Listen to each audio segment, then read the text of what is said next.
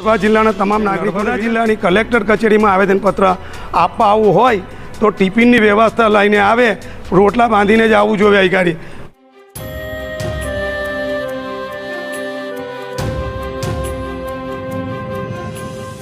આજે 13 સપ્ટેમ્બરે આદિવાસી સમાજના પ્રશ્નોની રજૂઆત લઈને નર્મદા કલેક્ટર કચેરીએ આવેલા આદિવાસી અગ્રણીઓને એક કડવો અનુભવ થયો હતો. તેમને કલાકો સુધી બેસી રહેવું પડ્યું હતું. આખરે તેમણે આ રીતે પોતાનો બળાપો ઠાલવ્યો હતો.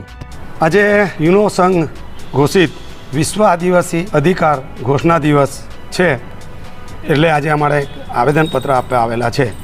તો સમસ્ત આદિવાસી સમાજ નર્મદા જિલ્લો પૂરા ભારત વાસીઓને આજે અભિનંદન અને શુભેચ્છા પાઠવે છે. અને ખાસ અમારી વાત એ છે કે દેશ આઝાદ થયો અને આજે 75 વર્ષ થયા. ભારતની સંસદની અંદર બંધારણ મંજૂર કરવામાં આવ્યું.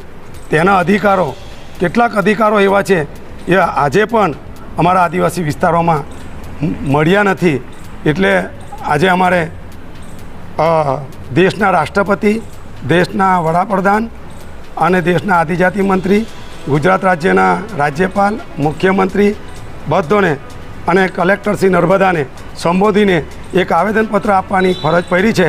ને અમારો ખાસ મુદ્દા એ છે ને અમારી માંગણીઓ છે કે અમારા જે 5મી અનુસૂચિના આદિજાતિ વિસ્તારો છે તેમાં 5મી અનુસૂચિનો સંપૂર્ણ અમલ થવો જોઈએ.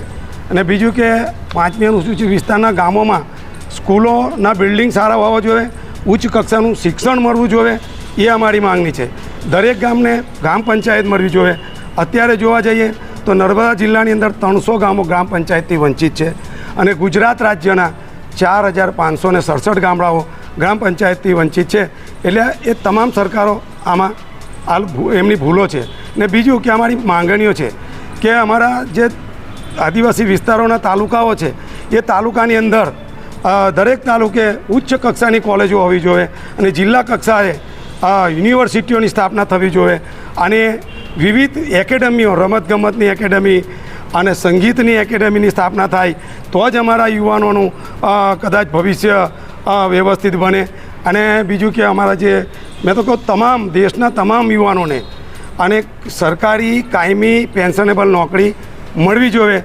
ને જે રીતે દેશના ધારાસભ્યો, સંસદ સભ્યો, રાજ્યપાલ, રાષ્ટ્રપતિ અને વિવિધ મંત્રીઓને જે પગાર, ભત્તા, પેન્શન આના લાભો મળે છે એવા જ હક અધિકાર આજના જે શિક્ષિત યુવાનો છે જે નોકરી માટે થન ગણી રહ્યા છે તેમને મળવા જોઈએ.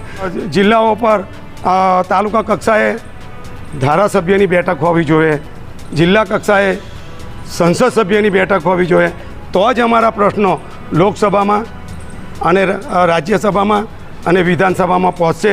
એવી અમારી સમસ્ત આદિવાસી સમાજની માંગણી છે. અને ખાસ બીજી વાત અમારી, આજે અમને જે કલેક્ટર કચેરીમાં આજે અમને એક કરવો અનુભવ થયો છે. આ આવેદનપત્ર આપતા અમે 2 કલાકથી રાહ જોઈ. આવેદનપત્ર આપતા અમે પીએને 2 વાર ચિઠ્ઠી આપી કે કોઈએ કીધું કે ભાઈ કલેક્ટર સાહેબ અત્યારે આવે જ, કોઈ કે આરએસી સાહેબ આવે જ. આ રીતે કોઈ આવ્યું નહીં. 2 કલાક સુધી અમારે રાહ જોવી પડી. એટલે અમારે નર્મદા જિલ્લાના અને મેં તો નર્મદા જિલ્લાના તમામ નાગરિકોને વિનંતી જ કે નર્મદા જિલ્લાની કલેક્ટર કચેરીમાં આવેદનપત્ર આપવા આવવું હોય તો ટિફિનની વ્યવસ્થા લઈને આવે, રોટલા બાંધીને જ આવવું જોઈએ અધિકારી. બાકી તમારે ભૂખા મરવાનો વારો આવે એવું લાગે જ. આમનું શાસન જોતાં અમને એવું લાગે જ.